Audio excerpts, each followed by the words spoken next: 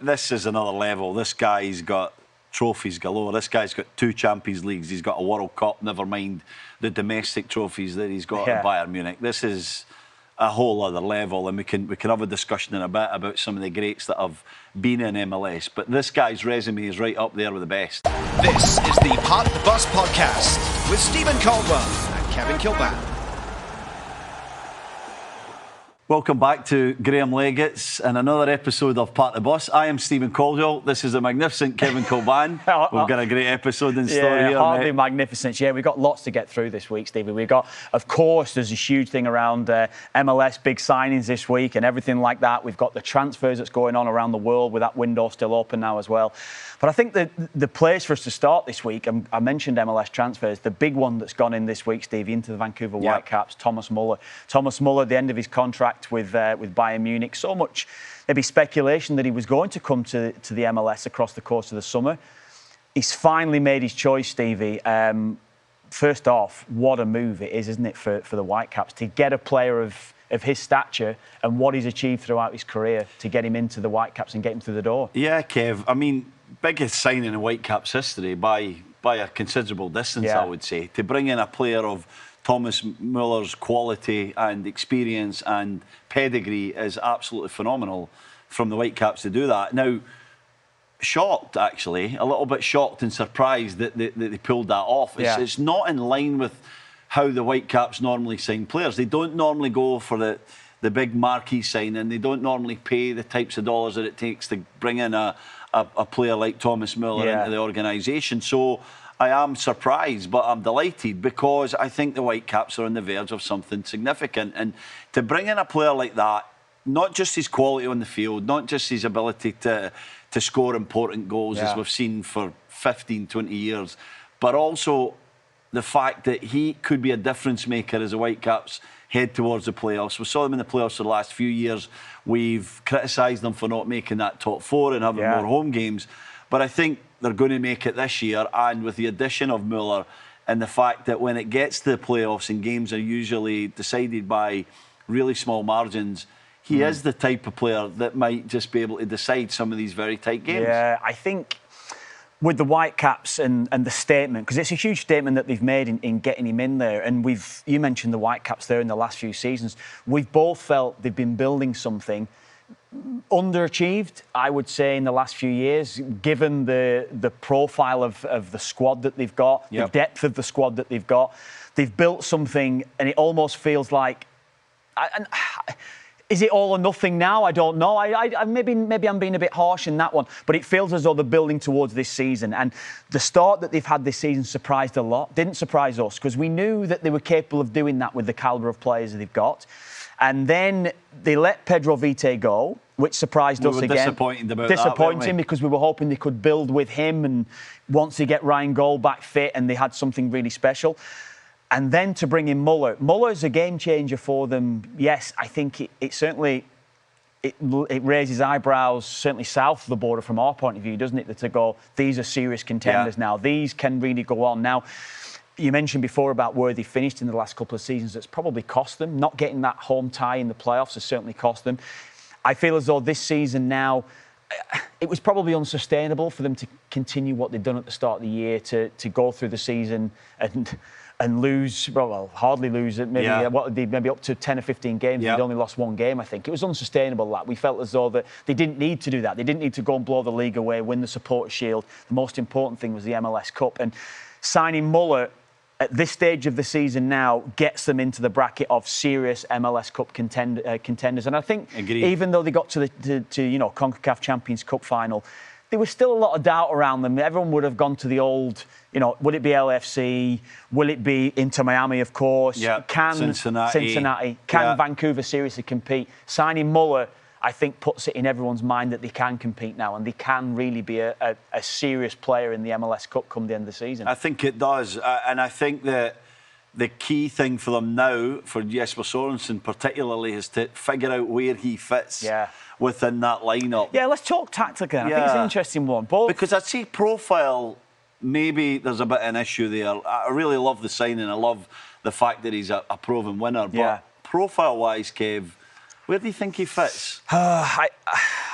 we were talking about it last week. Obviously, when we were doing Leeds Cup game last week, we did the Montreal-Lyon game. So we were in, weren't we? And I stated even prior to that on the Saturday around how he's going to fit in. Is he the right fit for the team? And if I look at where this team has been going in the last few years and the real pace and dynamic ability that they've got and the 4-3-3 setup that they've been going with predominantly under Jesper Sorensen, it doesn't look to me like he can fit into any of the wide positions. Doesn't look to me like he's certainly not going to play ahead of Brian White up front.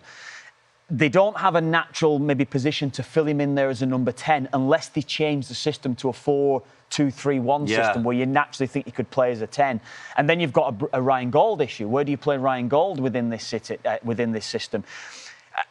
Perhaps they can change the system to continue a 4-3-3 but kind of play 2 10s with Gold and Muller. I'd love to see that work, or if it could work. But then you're taking the pace of Nelson, Sabi, and all these other players that they've signed to try and make them a little bit more of a dynamic side. So I'm going to be interested to see how Jesper Sorensen fits him into the system, because to me, I don't think he fits into how they've been planning and how they've been going forward. And the success they've had this season has been off the back of wide players, whether it's been Ali Ahmed, and I forgot to mention Ali Ahmed, Jadon Nelson, Sabi, whoever it's been, with Brian White through the middle, Andres Kubas sitting at the base of midfield, and whether it's been Berhalter, whether it's been...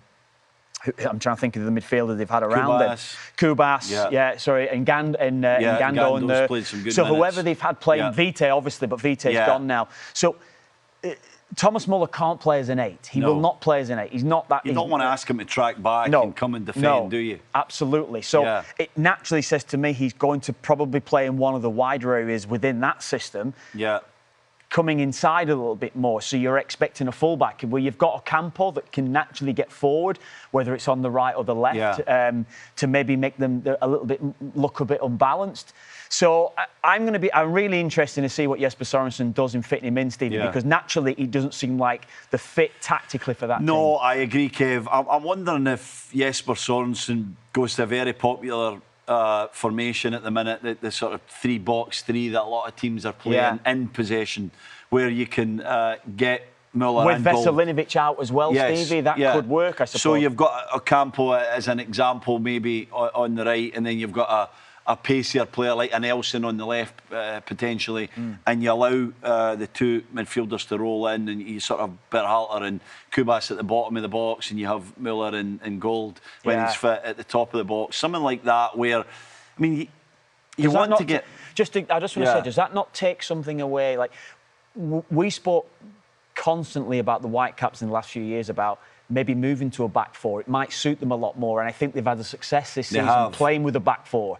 Natural players or players playing in the natural position, and it suited them. That centre-half partnership of Veselinovic and Blackman has worked so well for them, whether it's been Adakubi, who's now injured at playing at left back. But they've got Laborda, Tate Johnson, who's done great, exactly. Ocampo can play right or left. You know, they've got a lot of options playing in the 4. So to change to a back 3, do you think that but I think them? often even in this 4 this season, they've built in a kind of lopsided shape where Ocampo is higher forward. You've got Tate Johnson playing a little bit back if it's they 2 that are in the side. If it is Laborda, he's sitting a bit more at times, and Johnson. So you don't often see both fullbacks bombing forward at the same time. So I think they can adjust like that, and I think ultimately they want to get Thomas Muller and Ryan Gold near each other, combining with each other, providing service to Brian White. That's something that really appeals to me, Steve. I would love to see that. We know the quality that Gold has, and hopefully, first of all, he gets fit and he gets back in the team, and that's what we're hoping for. And I think it's almost like the perfect scenario for the Whitecaps that you've got these 2 guys. Well, a real brain and a partner for Ryan Gold that he's kind of missed. I know he's had Brian White and they've formed a great partnership, but he hasn't had that elite thinker like Thomas Muller has he? Ryan Gold as a partner. It's true. That's an interesting dynamic, and then we're looking at other ones that's going to fit into it. But that specifically on how they're going to work. You know, Ryan Gold with and without the ball is exceptional, isn't he? Without the ball, he gives the Whitecaps something. You know, from a closing down perspective, his work rate's above and beyond a standard DP really within the MLS, isn't it? And then obviously he brings the quality as well, and his numbers have proved that. Him alongside Muller. Muller's Yeah. You know, Muller makes a run.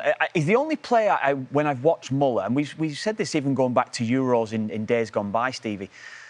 You know when a player makes a run, and you'll this is maybe one for you, when you'll hear a co-commentator or a commentator say he's made an unselfish run there. Yeah. Players rarely make unselfish runs. You make a run to get on the ball, whereas Thomas Muller does make an unselfish run. He makes a run and he'll be pointing where he wants the ball to be played, somewhere else, because he's thinking 3 steps ahead. Exactly. He's you know, he doesn't have the natural attributes of a modern day player, and he's never had that in his career. You'd probably say he's not very quick. He's not great in the air. Yeah. He's not strong. Not it's remarkable, isn't it? Yeah, and for him to have had the career he's had without the modern day natural attributes that you maybe associate with a modern day player, it's incredible to see the career that he's had, because he's 2 steps ahead in his brain. He's way smarter than the natural footballer or the modern day footballer, and that's what has set him apart from many other players. Yeah, Kev, I'll say this: when he makes a run, you have to respect that run. As a defender, sometimes you see forward players make runs and you think, I'll just let him go because he's running into a bad area or he's timed it wrong, and you sort of don't have respect for the run, so you can focus on the area of the field that you want to be in centrally, if you're a central defender, of course. But Thomas Muller makes a run and you have to respect it. You have to either pass him on or match that run. Yeah. And that's how he creates space for others. It's interesting, Steve. We always talk about what a player can do to the opposition, how he can get into the mindset, and he certainly does that. What do you think the signing of Muller does for the locker room, Stevie, for the change room? What do you think he does just for... Yeah. And I know we know Gold and we know White and what they've achieved in the last few years. I may be talking about several of the players, maybe Berhalter, who's on his trajectory's rising, maybe 1 or 2 others within that locker room that want to go on to the next level. This is another level. Can he take them? Can he take them on? This is another level. This guy's got trophies galore. This guy's got 2 Champions Leagues. He's got a World Cup, never mind the domestic trophies that he's got at Bayern Munich. This is a whole other level, and we can have a discussion in a bit about some of the greats that have been in MLS. But this guy's resume is right up there with the best. The best, when you look at it, when you look at what he's done at international level and at club level. So it has to do something in a locker room. And on top of that, he's a fabulous character. Yeah. He's a great guy, supposedly. Leader. I don't know him well, but great leader, great example, trains hard, has fun, brings people together. Like, you just see this exuberant character throughout his time at Bayern Munich, and the way that he got that send-off from Bayern Munich shows you what the fans think about him, the staff, the players, his teammates, most importantly. So I think he's going to bring this incredible energy to that changing room. I think he's going to bring a real winner's mentality. I think he's going to bring subtle little key points and differences that, no disrespect to Ryan Gold, who's been tremendous, no disrespect to Brian White, who has just been out of this world as number 9 for Vancouver. But this is another level. Yeah. This is a guy that's going to support both their leaders in the dressing room, but add a little bit extra to what it takes to win at the highest level. And I'm thinking primarily in my own head of maybe somebody like Ali Ahmed and Jadon Nelson. What a big year these guys have got. They're going to have. On the training field, Kev, the little pointers that he's going to give them, the little tips he's going to... They have to, Stevie, don't they? They got to be like sponges. They got to take everything on. I'd be asking Thomas Muller 100 questions a day if I was Jadon Nelson. Get out of my face. Yeah. Well, get out of my face. Stop asking me I'd be asking the room with him and everything. Sit next to him at lunch, be next to him on the training field. This is a guy that you want to absorb as much as you can. The contract's for a year and a half. Hopefully he stays longer, but every minute of the day that you get to spend time with a player like this, you got to absorb and take on as much as you can. It's something that you look back in your career and you think, that was almost like a game changer for me. That signing, we know what he'll do for the team. We know what he'll do for the profile of the club and what he'll do for the manager and everyone that goes in. The brand of Thomas Muller coming to the Whitecaps is one thing. Yeah, it's something overlooked though, isn't it? As a player, when you've got someone of that, magnitude, that player that's won so much and given so much to the game, that you can learn from. And you can always think back to maybe various players that you would have played alongside, that when you've got into a rhythm and you're playing around quality players, it certainly helps you, doesn't it? It's unbelievable what it can do for you, certain players on the training field. Yeah, and we mentioned some of the younger guys there and how they'll benefit, and obviously he'll take their game on to another level, but it doesn't need to be a younger player. It could be, I can remember when I was at Toronto, I was probably 32, 33, and we signed Julio Cesar before the 2014 World Cup. So I was an experienced player, and I'd obviously shared changing rooms with a lot of great players in my time. But what I learned from Julio Cesar was phenomenal. His presence, little things that he wanted to share. He was a great character, Julio. He wanted to do the best for everybody in that changing room as well. So that was an amazing experience for me to play in front of him. You know, when you were obviously a big signing when you've gone into the MLS over here as well, Stevie. But when a player like Julio Cesar comes into the locker room, what is the feeling around the squad? What do younger, as you say, experienced players as well? What does everybody do when a player like that? Because it's such different from what we're all used to when we're playing in Europe. Because a signing of a big player is kind of the norm. No matter what level you're playing at, a big player at that level is the norm. But it's such a standout name in comparison to the rest of the names that was in that locker room. What does it do, and what do they do in reaction to that? It's really interesting. There's a lot of fanfare when a big player's signed by a club in MLS. So as that player's coming into the locker room, there's a lot of attention on them. So everybody is, I wouldn't say in awe of them, but certainly respectful of what they've done in their careers and who they are as a football player and as an individual.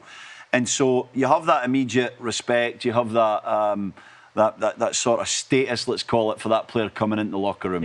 And then the next thing happens. He's got to be a good person. He's got to train hard, and he's got to lead by example.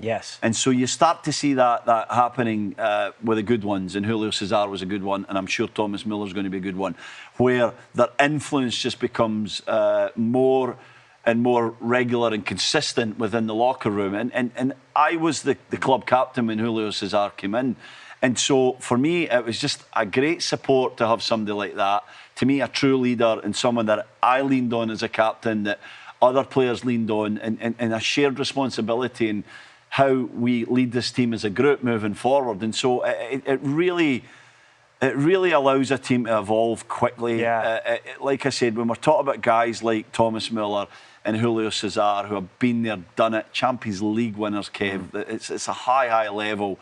When they're great people and they want to support the growth of the game in Canada and the game in North America, it's phenomenal what happens. So I'm expecting really big things, and I just hope that it translates to the field as well. I hope Thomas Muller still has something in his legs. It appears that he does, but sometimes when you come to a lesser quality of football, that's obvious when he's been playing at Bayern Munich, a lesser quality of teammate on the field, it's sometimes hard to translate what you've done in your career in MLS. Now, we don't expect him to be Thomas Muller of 2012 or 2014, 2016, but we still want to see that quality on the field, and we want to see if Thomas Muller can bring out more in some of the players like JC Ngando, like Jadon Nelson, like Tate Johnson, like Aider Ocampo. These guys that are like really good players that are showing a lot of potential.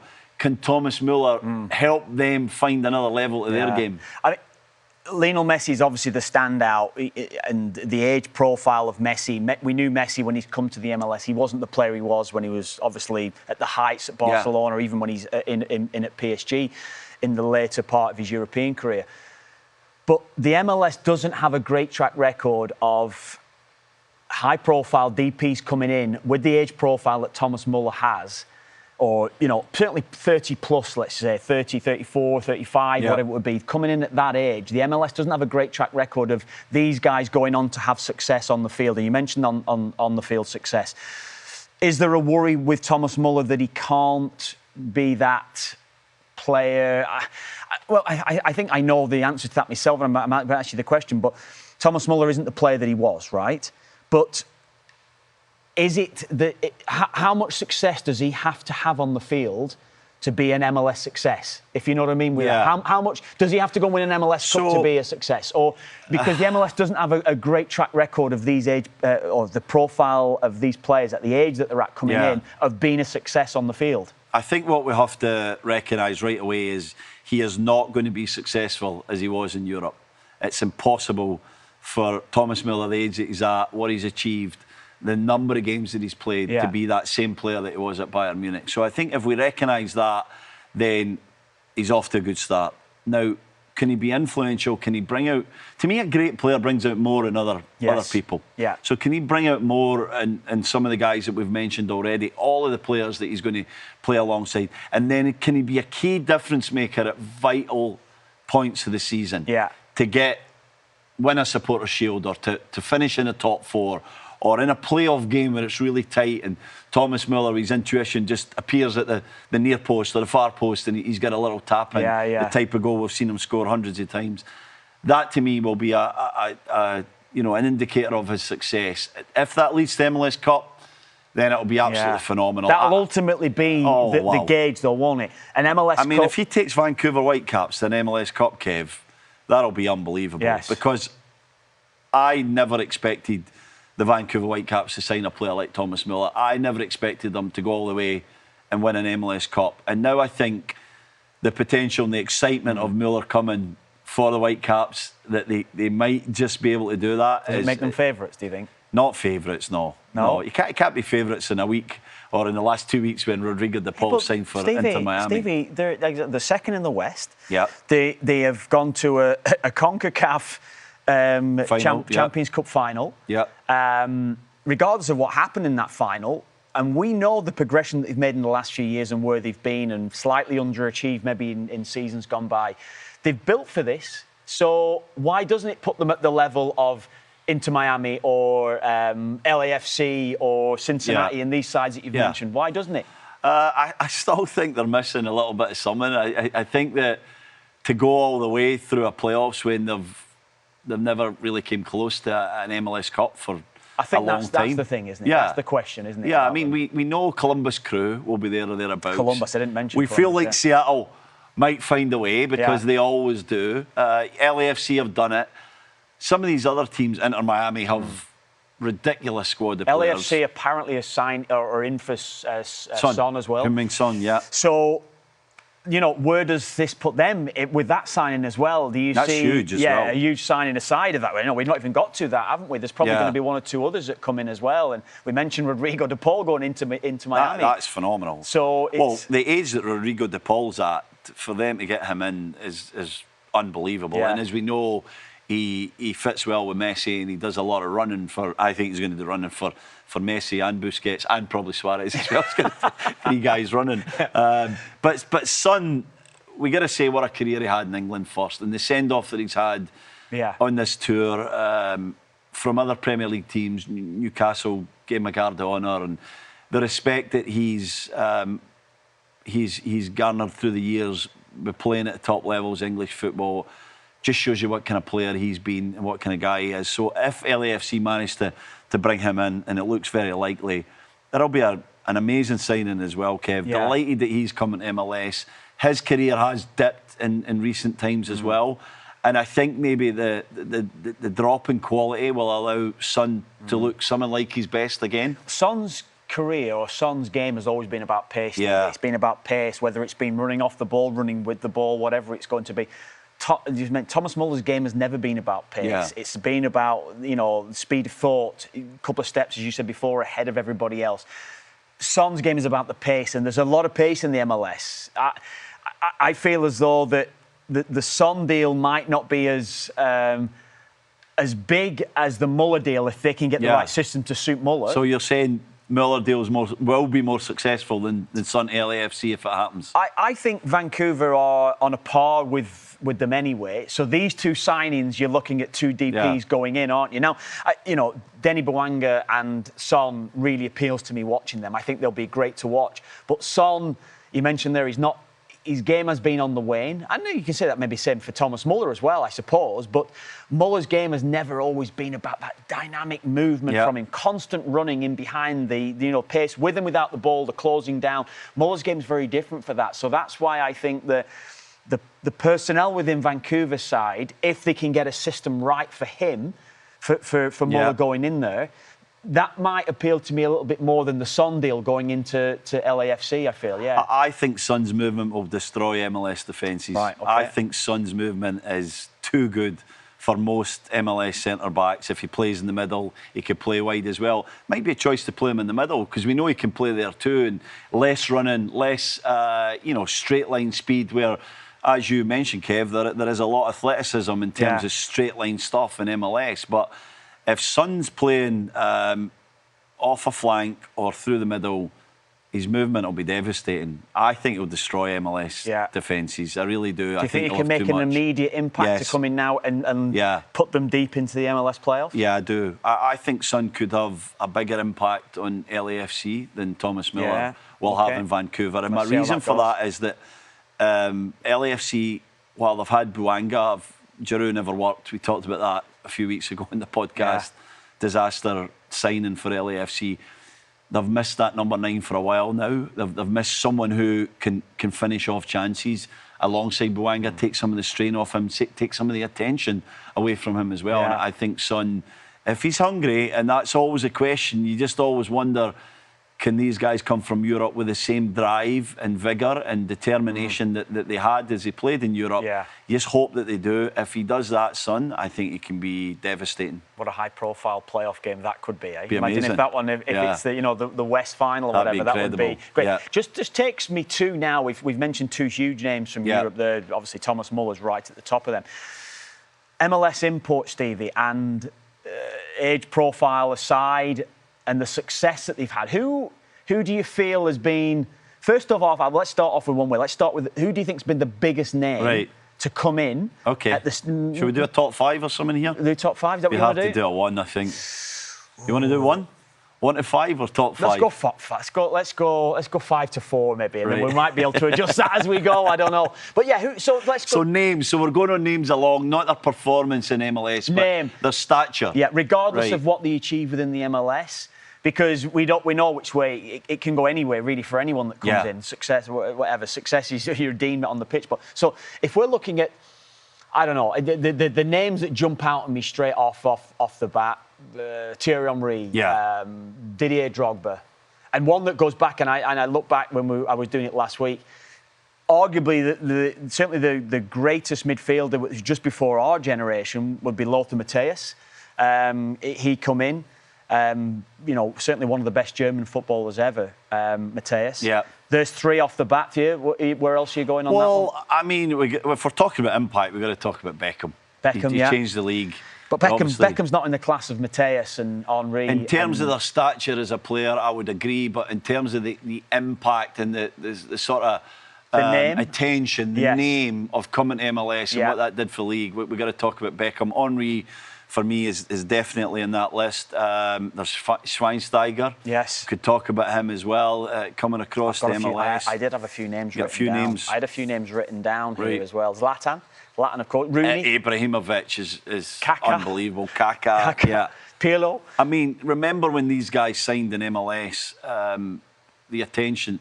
Obviously, we're not talking about current players. Messi is the greatest of the greats, but when you look at some of these names, or you reminisce about some of these names coming to MLS and what that meant for the league and how they impacted generally, let's call it generally, across sport in North America. Yeah. We have to recognise that, when you start getting on some of these sport shows that are heavily focused in Canada on hockey and the US on American football, NFL, when they're starting to be talked about in these kind of shows, it shows you the impact that they've had for the game and for sport in general. And so I wouldn't put. Who you got? But I wouldn't put. If I'm picking the best 5, obviously Messi. Obviously Messi, probably number 1. I would say if we're talking, regardless of age profile. But as a player, I'm going to talk here as players. Right. I wouldn't have Beckham. But players in their careers or players in MLS? I'm talking about. If I'm talking about a player in their peak career, peak player in their career, regardless of whether it's MLS or ever, I'm just talking about the player as the best version of that player. The best version of that player. There you go. You've phrased that better than me. Beckham probably wouldn't be in the top 10 of these, I don't think. I've got Messi. I'll say that, yeah. Matthäus. What about Gerrard? Henry.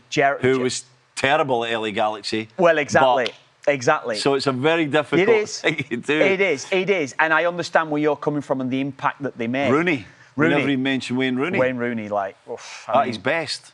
Yeah. At his best, arguably right up there with some of the very best there. I think you could easily say that. Kev, there's a list of players that might not have the same name recognition but were outstanding in MLS. And the most obvious one's Robbie Keane, who won MLS Cups. Your mate. I only give him a mention last week. I had to put him on the list. He had this list. And I said to the guys, I said, you could have put Robbie Keane on there. He was phenomenal at Galaxy. I played against him. He was phenomenal. The way that he led, the way that he coached, the way that he played on the field. He was unbelievable. I think about my old teammate at TFC, Sebastian Jovinko. Unbelievable season in 2015. Maybe the best single season in MLS history. We're probably going into a different category then, aren't we, about who quality on the pitch in North America. One thing I would say about Robbie is I played alongside Robbie when he first came into the island setup as a teenager, 17. And I've said this many a time.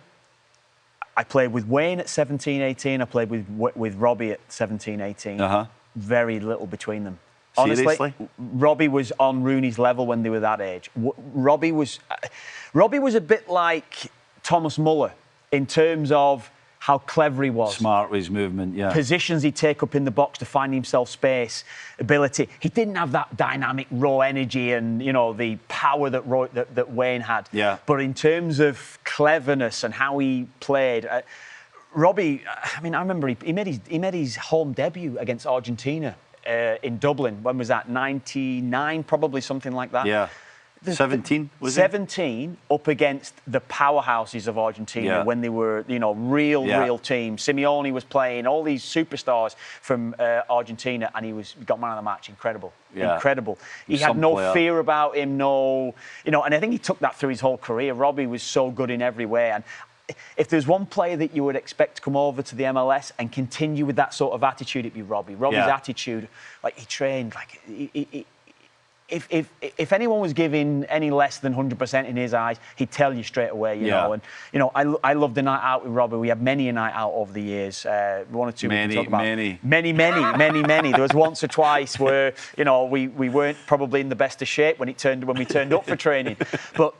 Robbie at his best was right up there with so many. Gareth Bale, I'm looking down at the list here. David Villa, Sergio Busquets as well. You mentioned Drogba, so many names. Did we mention Drogba? We mentioned Drogba, I'll tell you, I see a name there, Chiellini. I'll tell you a story about Chiellini. John Thorrington, friend of mine, the head of soccer at LAFC. I saw him at All-Star, and he told me Chiellini was the best signing he had ever made. Well, really? Because of the impact that he had. And you wouldn't think that on the field. This is the thing. He said he won an MLS the person Cup, that he was, the impact that he had on other players, the humble man that he is, was just revolutionary for the locker room, for the team, for the performance, and just that winning mentality, what that meant and what that led to with him winning MLS Cup with Gareth Bale's last-minute header against Philadelphia. That's an interesting one, just quickly on Muller and Chiellini. I won't list it, some different players, but similar characters. It seems like it, Similar characters, so it'd be interesting if he had that effect. But Bale, you're right. Bale would be deemed, he had an unsuccessful MLS career, but he won them essentially. Vital goal. Scored a vital goal that won them the MLS Cup, essentially, didn't he? So this is where you look at how you're going to deem success. So we're not closer to the top 5 No, here, we've mentioned so many names. About 18 names, I think. We've mentioned so many names. If you're looking at impact on the MLS and for its global brand, Beckham, you could probably say would be number one. For what he did at that time, 10 or 15 years ago. I think you could question whether MLS would be still going today if it wasn't for David Beckham. David Beckham, the impact that he had, what he brought to the league, and how he inspired a lot of these guys that we're talking about here to then come to MLS as well. I think is vital because, as you remember, Kev, we were back in the UK, but when Beckham came to LA, everyone was in shock. Nobody could believe it. Nobody of that standard, that ilk, that strong a brand chose to come to MLS back then. Beckham was revolutionary, and it really changed the league. It gave it that fresh impetus that it needed to keep pushing on, and it was an absolutely phenomenal sign. And it led to success. He got success on the field as well. Yeah, he did. Did he get 2 MLS Cups? I think he got 2 in the end. 2 MLS Cups. So this leads us back to Messi.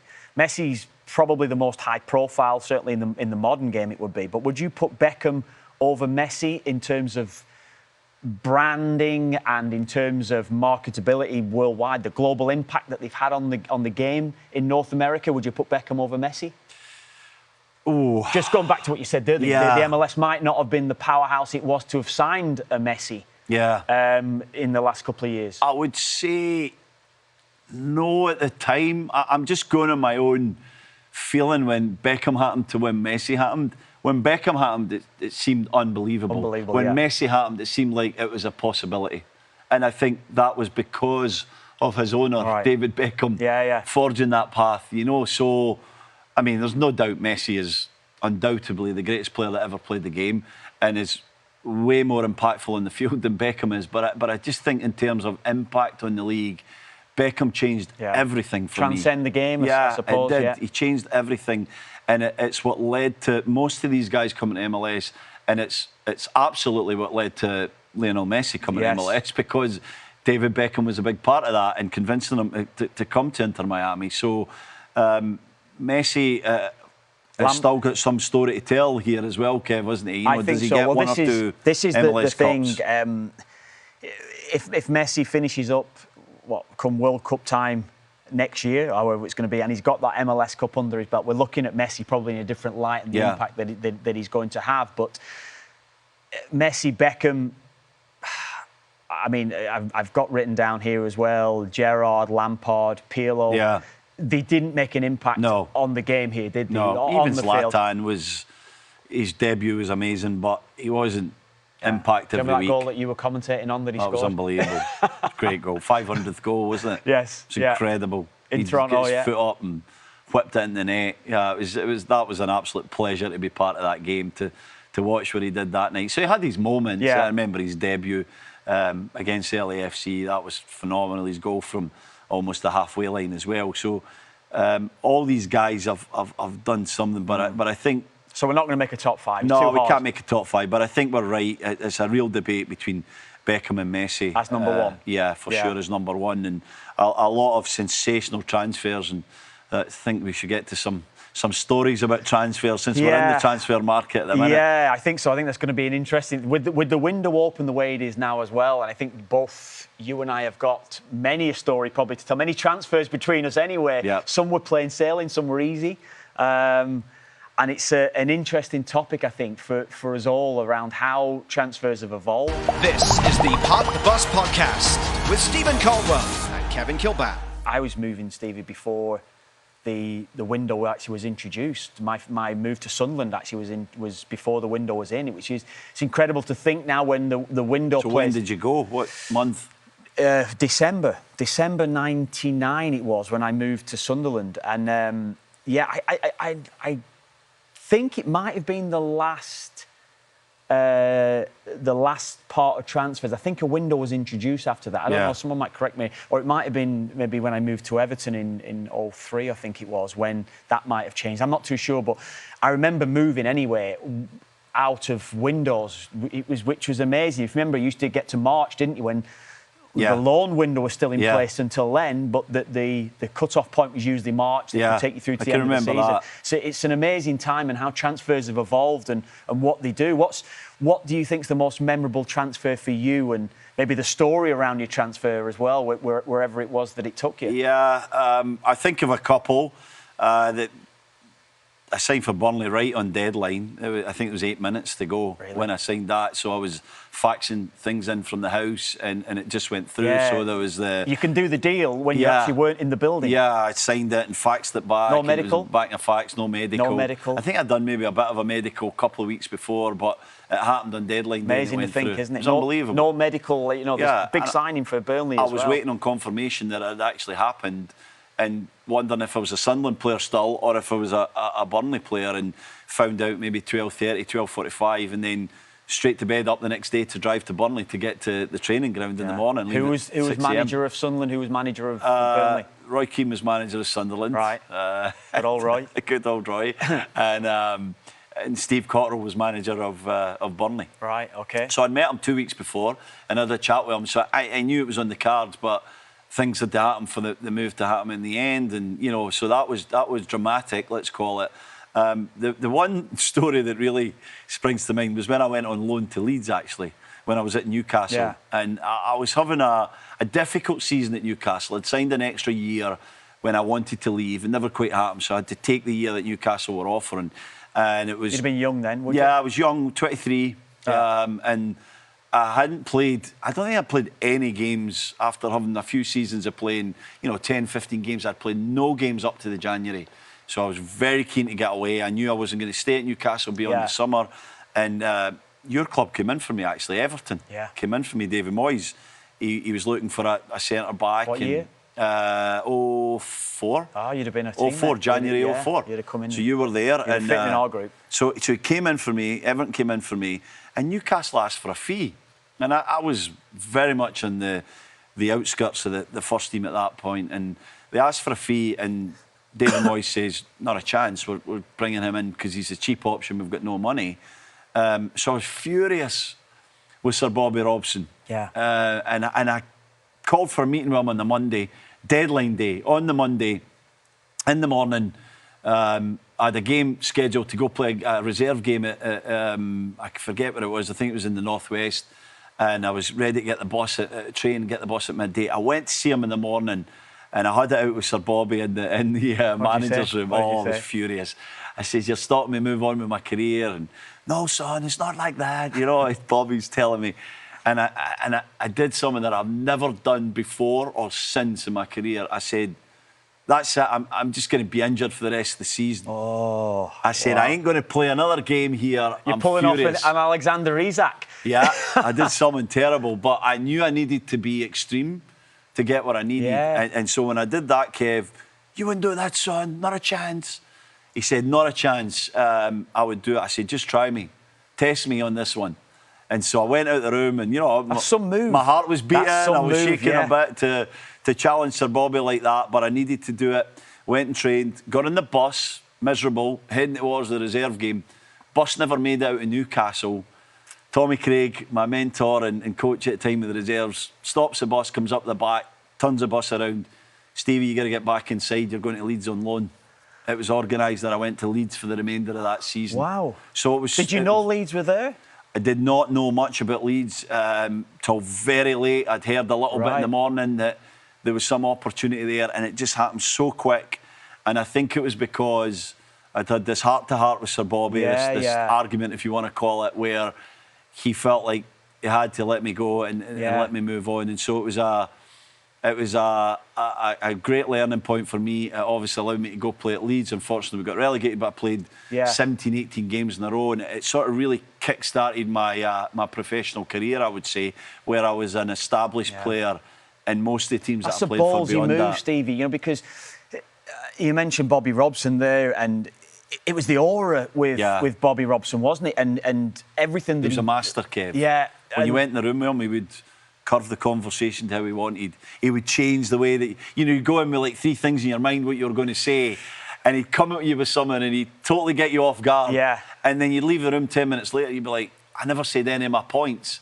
So I'd had 5, 6, 7 times where I'd been in his office. He'd had 1,000 Stephen Caldwell in his office. Yeah, he was so used to it. He'd been faced with that situation so often. Much higher guys than me in the office, so he was a master at manipulating the conversation and leading it in the direction that he wanted. So that conversation that I had with him that time, which led to my loan move, and I feel really kick-started my career, as I said, was so important that I had the nerve and the confidence to go in there and do that with him. And I think he respected me a little bit more for it, but it was nerve-wracking. It's hard, isn't it? And it just takes me back when you're having that conversation. What about yours? What's your stories? Well, it's amazing how the game hardens you and changes you. And especially 25, 30 years ago. Yeah, exactly. Makes you grow up. I even think back to when I was at Preston North End, my first team.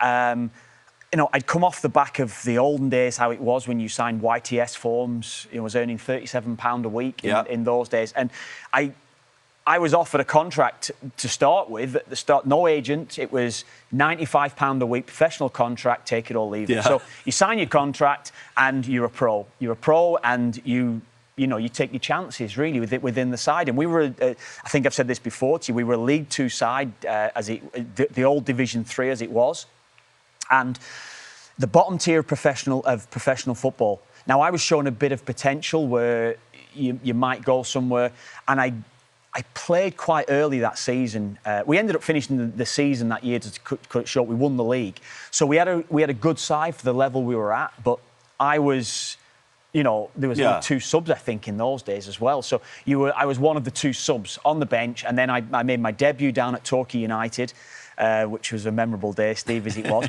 But I played Torquay. I played 2 or 3 games, and I was called into the office then. New contract on the table, double your money, £200 a week. Yeah, signed, no problem at all. Didn't think anything about it. Then I started to really make an impact on the side, Stevie, and really started to go well, everything. So before Christmas, I was coming off the bench. I was getting the odd start. I was really making an impact. Then the manager was Gary Peters, who was the manager at that time, and we had people around me who I was looking up to as mentors. People like David Moyes, who was player assistant manager then, and I was called into the manager's office a couple of months into the season again, and. You're a teenager at this point, yeah? I was 18, yeah. I was 18, yeah. And I was presented with a contract. Signed that. Again, but it was more aggressive. It was bullying, essentially. It was bullying. Sign that, take it or leave it. You're not leaving this office till you sign this contract.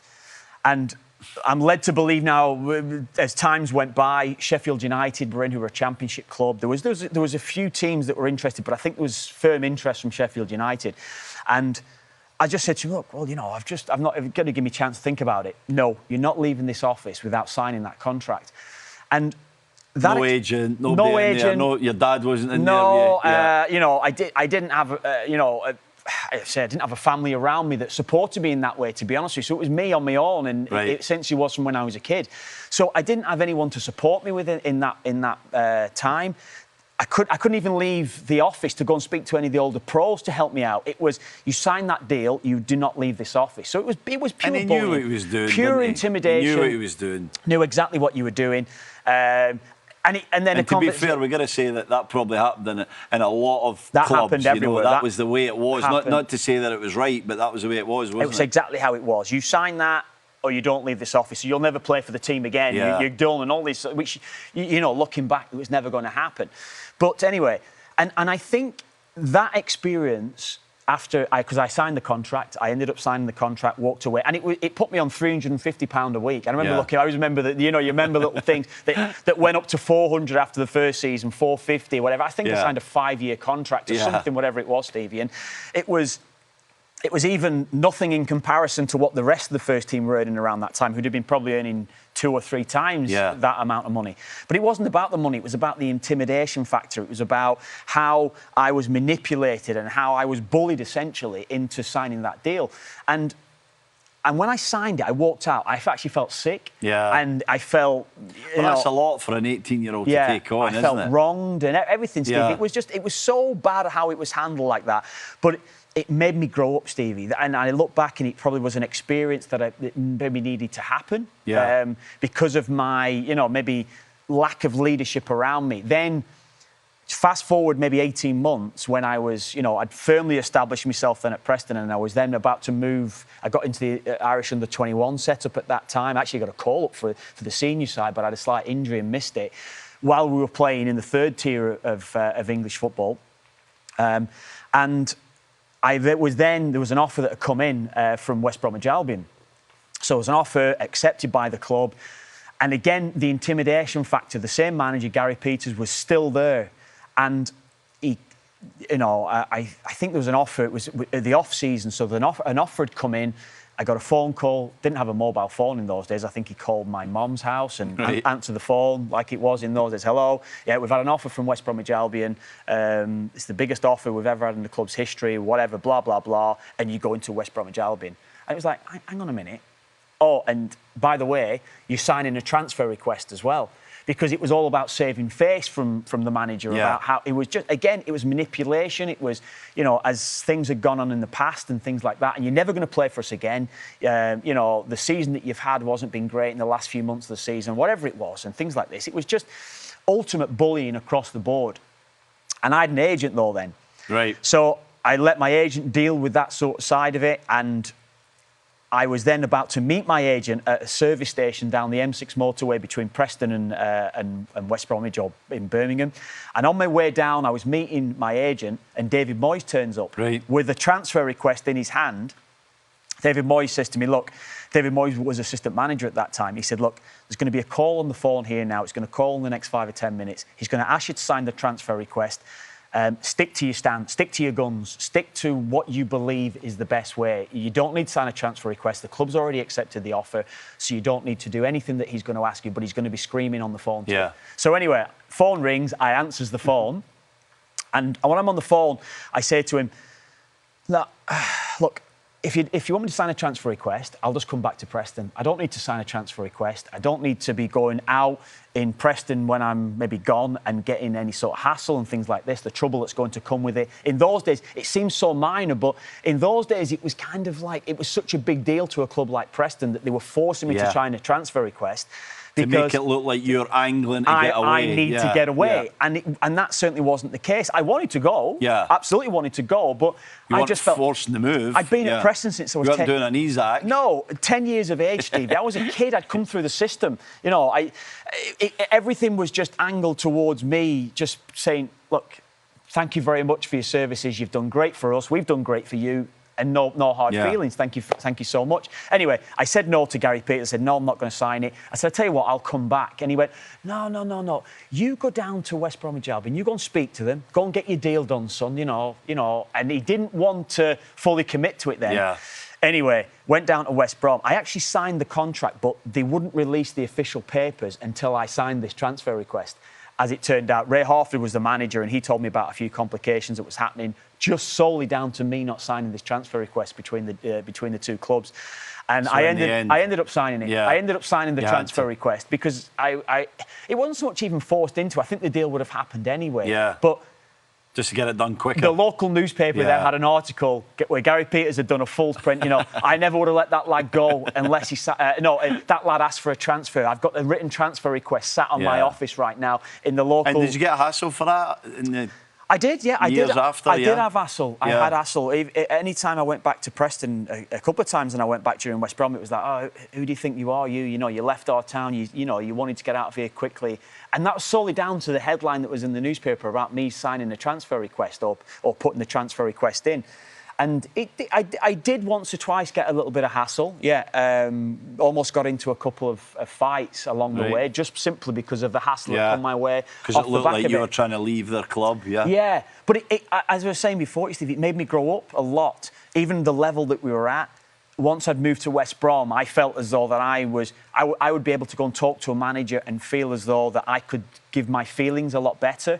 There's always that intimidation factor when you go to see a manager, no matter what level you're at, no matter what age you are. You still feel it, don't you? The heart races a bit quicker. Heart races when you're going in. But it certainly made me grow up a lot, Steve. I grew up very, very quickly around those two deals. Certainly, first off, making me sign that deal, but also then making me sign the transfer request. Well, there's no substitute for the experience of going through it, is there? No. You have to go through it, and you got to make mistakes, I guess, to then learn from it. But also, I think what it made you learn, Stevie, is that the club don't really care about you. No. We talk about, the welfare of players, and we talk about physically. No, but mentally, there's so many players that go down the wrong path when they're discarded by a club. You know, mentally, they have mental health issues, and there's a lot of issues that arise within a sports person's career and any athlete's career, along the lines of this, about how you're discarded and how certainly from our point of view, how football clubs discard you in an instant, Stevie. How you're just a commodity to them. If you're not making money or you're not worth what they perceive you to be, you're done. That's it. Thank you. Two conflicting things, isn't it? You've got the club who are trying to protect their interests, which is their asset, and do the best that they can for it. And you got to maximise your earning potential. Yeah. But there's still a duty occurs to that person that you've helped develop. There's still a duty occur that you have to protect. I know it's different now. It's not there. And the sad thing is, Kev, it's worse for academy YTS prospects that come through, isn't it?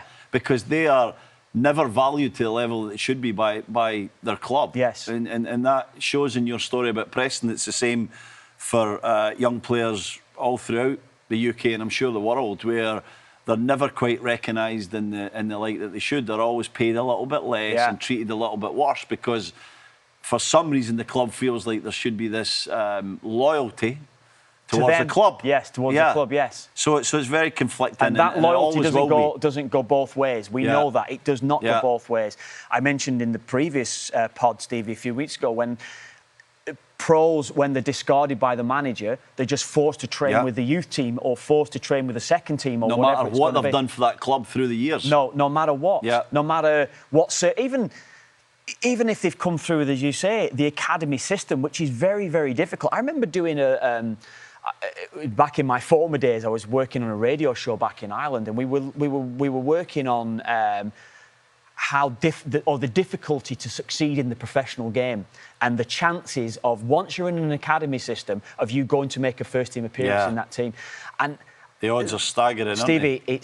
It was 0.0039 chance that you would actually go and make one first team appearance in that first team once you're in that academy system. So you can only imagine the amount of players that's coming through the conveyor belt year upon year, and you have virtually no chance of going to play in that first team. So where is the loyalty towards these guys at 10, 11, 12, 14, 15, 16, 18, 20, whatever it would be, that never play a first team game, that have been part of your system, that where's the duty occur? That I know it's better now. It is absolutely better, but there's still some way to go. There's still some way to go. Still more should be done, and that's why what happened with Son was so great to see, wasn't it? In fact, that Tottenham, helped him in his move, and it was time to go, and everything was nice and smooth. So instead of going to 3 questions this week, we've got something different. We've got Statman Joe with a quiz. So I've been waiting for Statman Joe for such a long time now, so I'm desperate to get him on. Let's get to this quiz. Let's see how he goes. Stevie, you mentioned Statman Joe before. I've just got to clarify who Statman Joe is. Joe Del Buso, our stats guy. Great guy. He's always in our ear, isn't he, during games, especially you when you're doing the co-commentary usually. And gives me a quiz in the second half of some games sometimes. We started this way back in the day, actually, when we did Europa League and Champions League. By Thursday Europa League, we needed something to keep us going, and Joe would give us a quiz. He's great during Euros and World Cup, isn't he? That he gives, he's great for certainly when we're going in games and things like that, when we need an updated stat and an updated bit of information. He's right on Joe's on it straight away, so Joe's great for us. But Joe, he's got a question for you. He's got some questions, we're hearing as well. Let's see what he's got to say for himself here. What's up, guys? Thought the podcast has been a little bit too buttoned up lately, so I thought I'd come on here, lighten up the mood a little bit, and give you guys a quiz. This first question is for you, Kev. Which teammate did you play with the most throughout your career? It's a tough one, that. Have you got any idea? Do you know even where to start? Joe. You got to think of a team or something, no? Joseph. Got to think of a team. Which teammate would I have played most in my career? Well, it's a club player. I'm just trying to think of players that I might have moved teams and then ended up playing with them so much. I think naturally my best mate Lee Carsley in my head, but I don't know. I've got to think about this one a little bit, really. So, who did I spend the most time with? Probably Sunderland, I would say. I've got a card here that can give you help if you need. Are you going to give me I mean... You want a multiple choice? I got some multiple choice. Well, just before we go to the multiple choice, so obviously I can't see it. So if I'm thinking international football, a player who I probably would have played a majority of the games with would have been Shea, and only Shea because I made my 100th appearance with Shea as well. Or Robbie would have been probably another one around that time because we made our debuts around the same time. So it's got to be a club player, has to be. But go on, I need a hint here, Stevie. I need a hint. Okay, A, and I might be getting this pronunciation wrong. Richard Sneekes. Richard Sneekes at West Bromwich Albion. B, Kevin Phillips, Sunderland. C, Michael Gray, Sunderland. Or D, Lee Hughes, West Brom, I believe. Oh, West Brom, Maybe. So Richard, good Dutch international. No, I don't think he was an international. Might have been under 21 international. Richard was a good player, good championship player. Scored some screamers, actually. I mean, how many games did I play for West Brom? 120, 150, maybe something like that. Most of them with him or not? Most of them would have been with Hughesy as well. So they're good shouts. Did you play more games with West Brom than you did with Sunderland? about the same, I would think. Right. Something similar. Something similar, I would think. Yeah, over 100 games. Kev Phillips. Need an answer. Kev Phillips would have been there virtually the whole time too. Kev Phillips ended up leaving when we got relegated, so Kev could be a good shout as well. Did Kev have any injuries? Just thinking in my head, Kev could have. Mickey Gray never got injured. Yeah, Mickey played a lot, didn't he? Played a lot. Mickey was club captain in the end as well. 10 seconds to go. Put the countdown on you. I'm going to go Michael Gray. Michael Gray. So the answer is C, Michael Gray.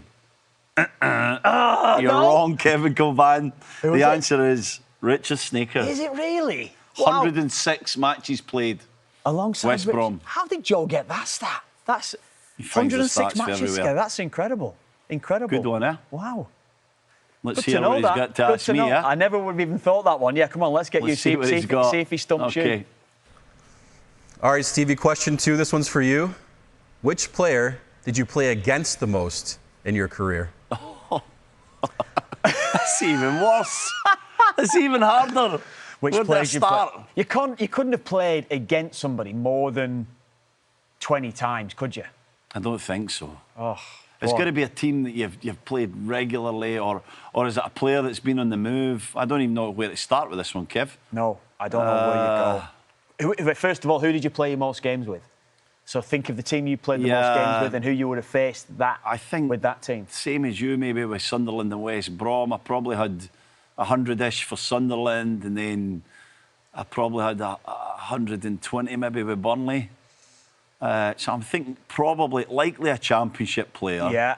Maybe someone that had drifted between the leagues a bit like me. My natural inclination is to go to a centre forward, but that's not necessarily going to be the case, is it? It's just somebody that was on the field. Do you need a hint? Oh, I think I'm going to need multiple choice as well. That is so hard. I never even... I don't even know if I'll get it when we're thinking of questions, I never would have thought that this would have been the one. Anyway, this is a tough one. OK. So, yeah, which player did you play the most against? Right, so A, Bradley Wright Phillips. OK. I played against Bradley Wright Phillips when he was at Charlton. Well, the thing is, I played against Brad in England a lot, and, of course, over here. Yeah. Answer B, Thierry Henry.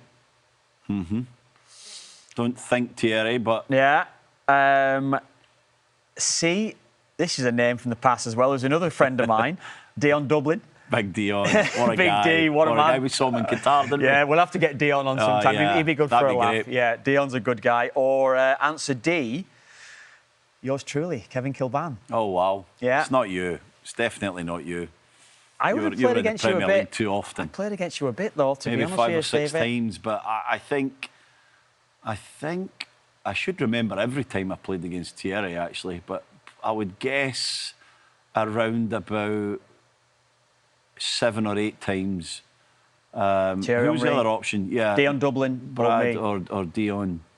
You know, I remember playing against Dion the first time at Villa Park for Newcastle. Gave me a tough time, but I played quite well. Good player, difficult to play against. I remember playing against him once at Norwich. It's a good story. And we get to the team hotel, and Dion was at the bar on the Friday night. He was having a pint of Guinness, and I said, "What are you doing? You got a game tomorrow?"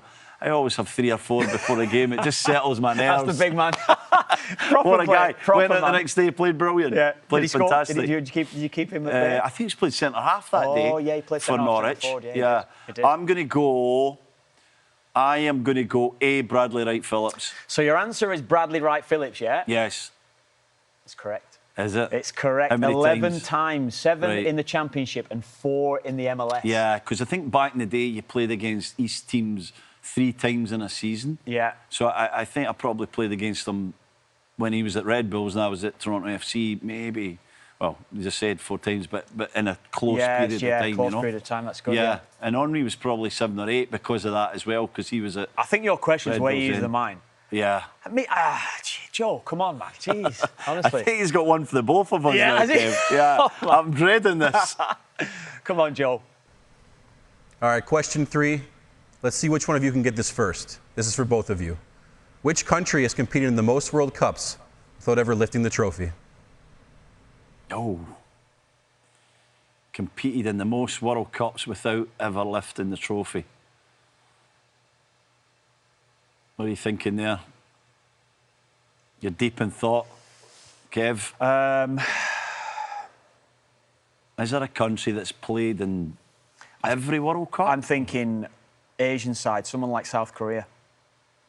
Yeah, way back to... South Korea have been in a lot of World Cups, in my memory that I can remember, or a South American team. Right. Obviously, Do we need Uruguay multiple won choice early. for this? We can go there if we need to with the card, but maybe we... I think we'd be guessing around a little bit on a few. I think we can communicate on this, though, a bit. What about... Any European How many side? times do you think, like, is it 8 World Cups, 10 World Cups? We've got to kind of figure out. Scotland. Scotland. I was thinking Scotland. I was also thinking the United States of America. Yes. I was thinking the US. Yeah. I've been to a few World Cups. Yeah. Because of I remember qualifying regularly. US were in like 50, 60s, was it? yeah, 50s I think it and was 50. 60s. They got a shock result in 1950. Did they play in the first World Cup? I think the US might have played in the very first World Cup. I don't know about that, but... Yeah, I'm a bit older than you, Stevie, so... What are we saying? US Do we need to go to multiple choice? Well, US have been in the last few. Obviously, Scotland, I'm sorry to say, Steve, haven't been in the last few. I was thinking one of those Asian sides. I don't think it would be Japan. I don't remember Japan really being in the World Cup an awful lot when I was young. Yeah. So I remember South Korea. So that's what maybe brought me to them straight off. Scotland were 5 in a row, Kev. 74, 78, 82, 86 and 90. Yes. And then we missed US in 94. Missed everyone since. And then France in 98 we made. Yeah. So that's 6. And I don't know too US much maybe before that. US, Stevie. Yeah? US. United States. You want to lock that in, or do you want to go to the multiple choice? Shall we hold that in there for us and just see if it's actually there in the multiple choice? Can we phone a friend? Let's check this card. You got the right one? I think I've got... No, it's not these. Is it not these? No, it's ones from before. It's that top one there, I think you're right. Let's see. A, Netherlands. B, Portugal. Oh, Netherlands. C, Mexico. I think it might be that. Or D, Korea Republic. Now, you said Korea right at the beginning, but not Scotland and not the United States of America. Right. So we did need the multiple choice. We did need it. Portugal. Netherlands. Portugal seem to have been in every World Cup with the Netherlands. Netherlands as well. Apart from 0-2 when we beat them in qualification. And Mexico are often there as well, aren't they? Yeah. Do they go way back? I don't know if Mexico go back as far as... 50s and 60s? Do Mexico go as far back as Portugal? Because Portugal would have had the famous like Eusebio side from the 60s and things like that. I would probably take Portugal over Mexico. Yeah. What are we got to agree on one. Right. My thought would have been Netherlands. They've been at a lot of World Cups, haven't they? Yes. They barely miss. Barely missed, yeah. But as I said, a lot of historically, barely miss. Historically, Portugal are more in my mind if I think of the Eusebio side. Portugal in 90? I don't think so. Were they not? I don't think so, because it was harder to qualify then with less teams, wasn't it? Yeah. So I feel like they were in '86. Yeah, maybe they were in 90. I might be wrong. No, but you might be right. I can't remember seeing them in 90. Right. Who are we going then? Are we going Portugal? Right. We'll you fancy Mexico, do you? I'm going to go Netherlands. All right, I'll say Portugal. Okay. I'll say Portugal, yeah, because I just think back. Yeah. We'll reveal it. Yeah. You want to reveal? Yeah. Go on, no, you do it. You do it. Mexico. Ah, yes, that was your instinct. I know. 17 appearances. Well, we'll see next year as well. Wasn't it? Mexico, yeah. Tough ones. You like Mexico as well, I'm glad he never gave me them live in a game. That really would have messed up my call. It'd have been Luke trying to give you the question through the game there, and it'd have been playing on your mind when you're thinking of Thomas Muller trying to... Exactly. That's what he does to me. Yeah. He sends me there. Great quiz from Statman Joe. Well done, Joe. Thank you so much. End of the pod, Kev. Great pod this week. Thanks for your time as always. I'll see you next week. I'll say as well, any feedback as well. I've been really interested to see on some feedback. So please, if you're listening, thank you so much for listening. But give us some feedback and tell us if there's anything else that you want to add into the podcast. Superb. See you next week, mate. See you, mate. See you.